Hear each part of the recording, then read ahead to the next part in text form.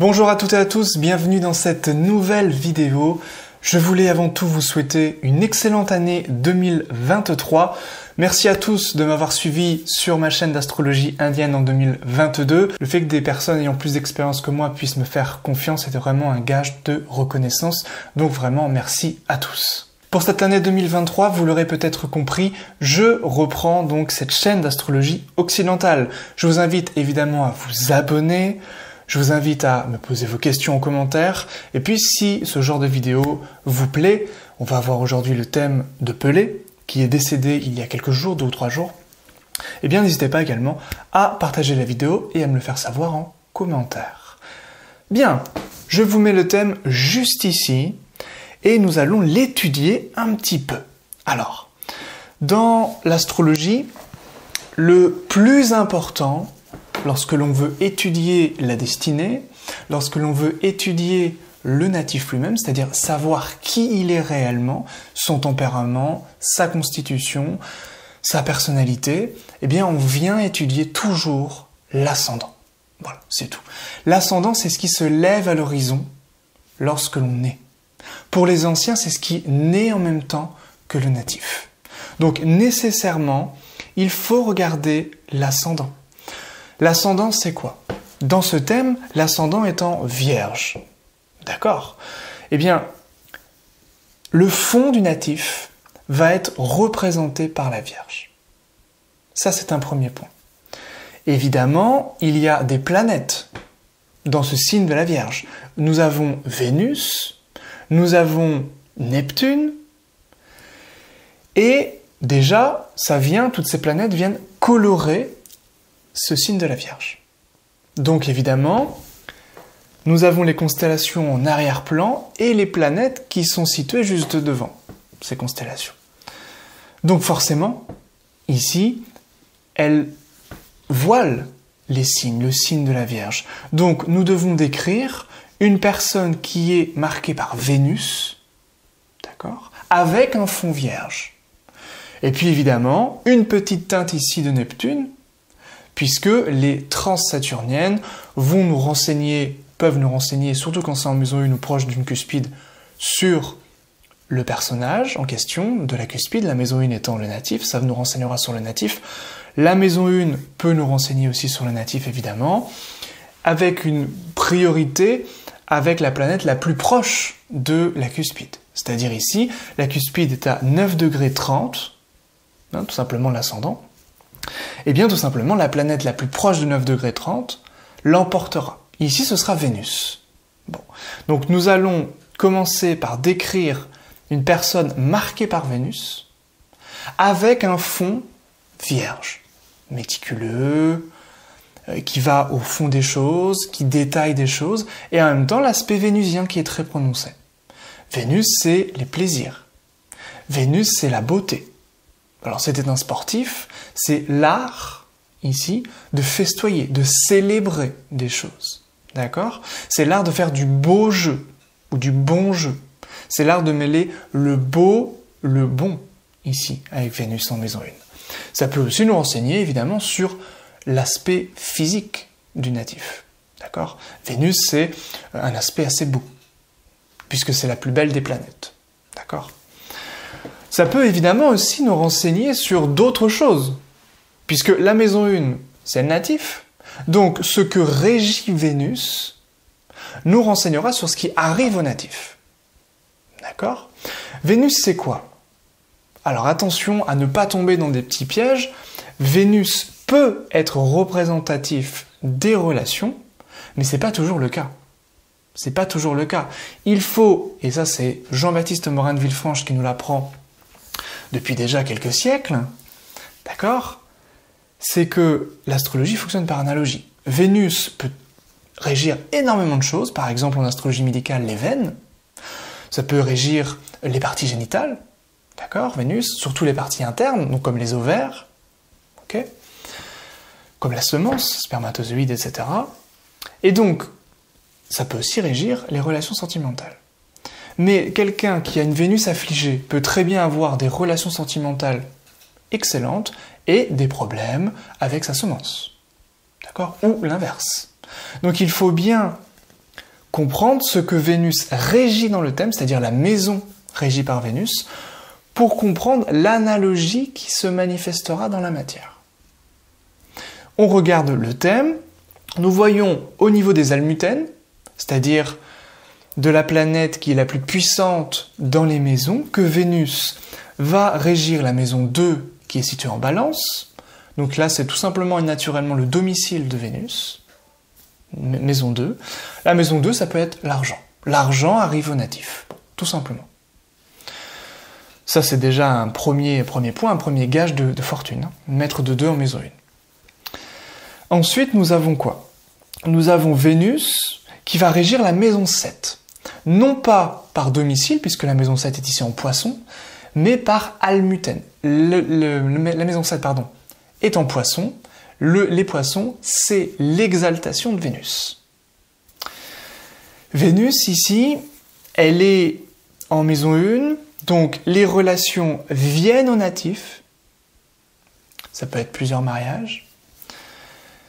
Mais évidemment, c'est en chute. Donc, il va falloir prendre en considération l'état céleste, qui est donc la chute, ici, de Vénus. D'accord? Donc, ça peut donner plusieurs tentatives de mariage qui peuvent, à un moment donné, se révéler infructueuses. Ça peut être pareil au niveau de la fortune, maison 2, on a vu ici en maison 1. Donc, ça peut être tout à fait l'idée qu'il y a de l'argent, mais que soit c'est vite dépensé, soit on paye énormément, on dépense énormément, ou la vie fait en sorte qu'on doive de l'argent, par exemple à une épouse, par exemple à des membres de la famille, à d'autres personnes, maison 7, et on va comme ça mêler les différentes maisons régies par Vénus, maison 2, maison 7, on va les mettre en lien ici, d'accord? Et Vénus agissant en maison 1, l'argent arrive, les relations, les femmes arrivent, à appeler ici, donc au natif, mais étant en chute, eh bien, ça peut avoir une notion de déception, une notion de finalement ça ne reste pas, parce que la chute, c'est comme un étranger dans un pays en guerre qui est humilié, honteux, et qui réagit à cette humiliation. D'accord? Par de la compensation, par ses défauts, en fait. Elle entraîne les défauts de la planète. D'accord? Donc ça peut être une vie luxueuse, une vie d'un peu, à un moment donné, pourquoi pas de débauche. Voilà. C'est des choses qui sont possibles dans certaines interprétations. Bon. Donc voilà des petites choses, déjà pour vous aider à interpréter un thème, évidemment, pour ceux qui veulent faire de l'astrologie traditionnelle ici. Alors j'ai rajouté les transsaturniennes parce que je sais qu'il y en a beaucoup qui aiment. Donc c'est pour ça que je les ai rajoutées sur ce thème. On va pas spécialement en parler aujourd'hui. C'est pas de l'astrologie traditionnelle puisque la tradition se limite au septénaire. Hein. Ici donc dans l'ordre des planètes, l'ordre cinétique des planètes, Saturne, c'est-à-dire l'ordre des vitesses, Saturne la plus lente, Jupiter, Mars, Soleil, Vénus, Mercure et la Lune la plus rapide. C'est un ordre important si vous voulez apprendre l'astrologie, c'est un ordre important à connaître parce que ça va nous renseigner sur déjà d'une part le zodiaque, le fondement, la fondation du zodiaque et puis surtout les heures planétaires. En connaissant cet ordre-là, on connaît les heures planétaires, on peut travailler avec ces heures planétaires pour de la magie astrologique, pour des consultations, pour de la divination de manière pure ici. Donc c'est vraiment quelque chose de fondamental à connaître si vous voulez à un moment donné évoluer, avancer dans votre pratique de l'astrologie, d'accord ? Alors pour reprendre Vénus, je ne connais pas très bien la vie de Pelé. D'ailleurs, je ne connais pas du tout la vie de Pelé, et c'est tout l'intérêt, c'est de regarder son thème natal tout en ne sachant pas, en ne m'étant pas renseigné avant sur la vie. Parce que sinon, comment font les autres, beaucoup d'astrologues font ça, c'est-à-dire qu'ils vont se renseigner sur le natif, et puis ensuite, ils font le thème, et puis ils vont, tout ce qu'ils savent en fait, ils vont le justifier par énormément de configurations. Là, il y a tel aspect, là, il y a telle planète. Sauf qu'on ne fait pas de l'astrologie comme ça, tout simplement parce qu'on pourra toujours justifier après coup ce qu'on sait déjà. Sauf qu'en consultation, bah, c'est l'inverse. Le natif vient pas nous voir pour qu'on lui dise des choses qu'il sait, mais au contraire pour qu'on lui dise des choses qu'il ne sait pas, ou qu'il sait au fond de lui, mais qui doit être émergé, d'accord? Ou ça peut être aussi de la divination, évidemment, c'est-à-dire de la prédiction. Voilà des petites choses, déjà pour vous mettre un petit peu en haleine. Également, chose intéressante, 9 degrés ici en Vierge, c'est la part arabe ici, la part des enfants, qui tombe à 9 degrés 26, donc vraiment juste à côté de ce 9 degrés 30 ici en Vierge, 9 degrés 29, 9 degrés 30. Donc nécessairement, il y a une connexion entre le natif et la part des enfants. Donc je suppose, en plus, comme Mercure est le maître ici de la Vierge, Mercure multiplie ce qu'il touche, eh bien tout simplement qu'il y a plusieurs enfants, peut-être même beaucoup d'enfants chez Pelé. Mercure, ici, est aspecté et aspecte aussi Vénus. Donc ça verrouille. C'est-à-dire que tout à l'heure, nous avons dit que Vénus était en maison 1, mais il aspecte également le maître de la maison 1, Mercure, qui représentera aussi, ici, le natif. Donc vous voyez bien que pour décrire le personnage, nous devons, si je devais résumer la méthode, reprendre les planètes en maison 1, le signe ascendant, le maître de l'ascendant, et regarder les aspects reçus par ce maître d'ascendant, le signe occupé par le maître d'ascendant, ici le Scorpion, donc une nature combative. En maison 3, les défis, la compétition, les obstacles, ici la maison de la bravoure, du courage, la maison 3, puisqu'elle est reliée à Mars, cette maison 3. Je rappelle, l'ordre cinétique des planètes qu'on a vu tout de suite, la plus lente c'est Saturne, maison 1, le squelette, la constitution. Ensuite Jupiter, maison 2, c'est la planète de l'abondance, parce que c'est la plus grosse planète. Maison de la connaissance, la maison 2. Maison des biens, de l'argent, la fortune. Et puis ensuite Mars. Mars, c'est le dynamisme, c'est la combativité, Mars. Et ça se retrouve beaucoup en astrologie indienne. Le courage, la bravoure. Évidemment, Mercure en maison 3, il y a une analogie ici. Et l'astrologie fonctionne par analogie. Mercure, c'est la planète, avec la Lune, qui est la plus rapide. D'accord ? Et elle va se mouvoir, elle fait beaucoup de va-et-vient. C'est la planète qui est la plus rétrograde, chaque année. Et ces mouvements sont vraiment un petit peu... elle fait sans cesse comme ça des allers-retours. C'est le messager. C'est pour ça qu'on dit que, voilà, elle se déplace tout le temps. Et la maison 3, c'est la maison des déplacements. Des petits déplacements que l'on fait dans une journée, ici. Donc si c'est une maison de courage, de bravoure, en plus c'est en Scorpion. Scorpion, c'est la compétition. Scorpion, on aime gagner. Ici, on a affaire, logiquement, à une personne qui va mêler ce Vénus en maison 1, c'est-à-dire la beauté, le plaisir, le luxe, très certainement les femmes, ici, les dépenses d'argent, avec cet aspect de compétition, cet aspect Mercure en 3, c'est-à-dire vraiment besoin de mouvement, en fait. Et voilà. Et ensuite, là, déjà, on a affaire à des choses intéressantes et on a déjà, grosso modo, à peu près le natif. Voilà, tout simplement. Évidemment, après, on pourrait aller plus loin. Mars est évidemment en maison 1 aussi. On peut prendre en considération ce Mars. Le Mars, il est avec le nœud nord. Le nœud nord, Rahu, en astrologie indienne, amplifie ce qu'il touche. Mars, c'est cette nature combative, c'est cette bravoure, c'est le maître de la maison 3, Mars. Donc, ça veut dire que le maître de 1 Mercure est en maison 3, courage, bravoure, déplacement, et le maître de 3 est en maison 1. Il y a ici, tout simplement, un échange très puissant entre les deux. Donc ici, naturellement, le natif sera amené à se battre, Mars en 1, maître de 1 en 3, ça donne beaucoup de dynamisme, beaucoup de volonté, d'ambition, ici, d'accord ? Et comme Vénus est au sextile, c'est-à-dire un super aspect avec Mercure, le sextile, je rappelle, c'est un aspect de Vénus, un aspect vénusien, donc d'harmonie, ici. Donc, même si Vénus est en chute, qui, on l'a vu, créer des difficultés dans les domaines régis par Vénus, la maison 2, la maison 7, eh bien, il y a quand même, ici, c'est quand même rattrapé par le sextile de Vénus à Mercure. Alors, bien sûr, Vénus est en chute en Vierge, et il aspecte son signe d'exil, le Scorpion. Donc, ce sera quand même toujours un peu décevant, mais ça vient quand même au natif, d'accord ?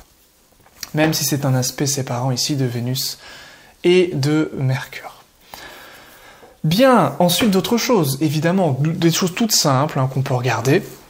Si je prends le milieu du ciel, donc la cuspide de la maison 10, ici, eh bien, elle est régie par Mercure, encore une fois. Bon, donc nécessairement, le maître de 1 et le maître de 10 sont connectés. D'accord ? Donc Mercure, il faut regarder plein de choses, par exemple son état céleste, qui est pérégrin, et on peut avoir des informations rien qu'avec ça. Pérégrin, ça veut dire au-delà de sa propre terre. Okay ? Donc nécessairement, une planète pérégrine eh bien, va entraîner des résultats qui peuvent nous être apportés aussi beaucoup par les autres.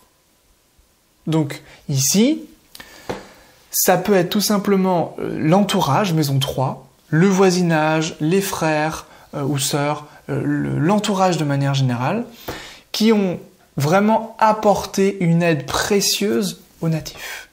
C'est-à-dire qu'en gros, il ne s'est pas conçu tout seul, entre guillemets. Le génie de Pelé ne s'est pas fait tout seul, d'accord ? La lune, évidemment, ici, elle est almutène de la maison 9, cette lune, parce que c'est l'exaltation du taureau.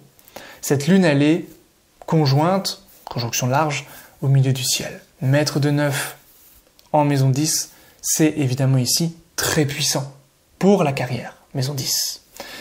Cette lune, elle est brillante, donc elle est bénéfique. En plus, elle est maîtresse de 9, la meilleure des maisons. La maison bénie des dieux pour les Indiens et la maison de la divination, de la chance tout simplement, pour l'astrologie occidentale. D'accord ? Donc voilà, on a plein de petites choses comme ça. Pour revenir à Vénus, une petite parenthèse, Vénus n'est pas seulement en chute, c'est pour ça aussi qu'elle a donné beaucoup de choses. Elle est en décan, elle est en terme. Tant d'états célestes qui nous renseignent sur l'interprétation, sur des choses qui vont advenir. D'accord ? Ce sont des dignités mineures, décan et terme. Là, comme il y en a deux, ça a tendance à se comporter comme une dignité majeure. Okay ? C'est-à-dire domicile ou exaltation. Mais c'est moins fort quand même. Mais on peut additionner. D'accord ? Ça, c'est une manière très pédagogique d'apprendre aussi l'astrologie en fonction des états célestes. C'est-à-dire de comment les planètes se comportent dans le ciel. Voilà des petites choses toutes simples. Alors, on reprend 2023 tout simplement, hein, avec voilà, des petites pistes pour interpréter un thème avec des petites méthodes. Je vous invite à ouvrir votre propre thème et puis à commencer l'étude avec la méthode qui a lieu durant cette vidéo. Voilà. Merci à vous d'avoir suivi donc cette vidéo. Si ce genre de vidéo vous a plu, n'hésitez pas à me le faire savoir. Et puis on se retrouve très vite pour vous parler des transits, des lunes et de différentes choses autour de l'astrologie. Merci à vous et encore une fois une excellente année 2023. Bye bye.